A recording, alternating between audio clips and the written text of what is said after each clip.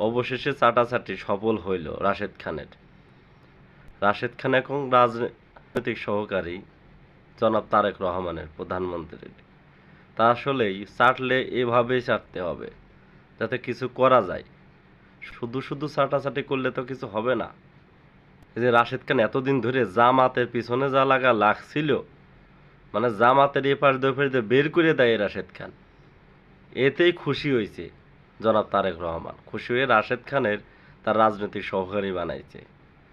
এটা কিন্তু বিশাল পাওয়ার, বিশাল ব্যাপার। তা চাটলে এভাবে চাটতে হবে।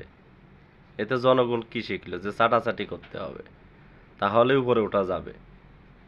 তার ধন্যবাদ তারেক রহমানের, যে রাশেদ খানের উপর খুশি হয়ে তাকে তার রাজনৈতিক সহকারী হিসাবে নিয়োগ দেওয়ার জন্য। ধন্যবাদ বাংলাদেশ সরকারকে।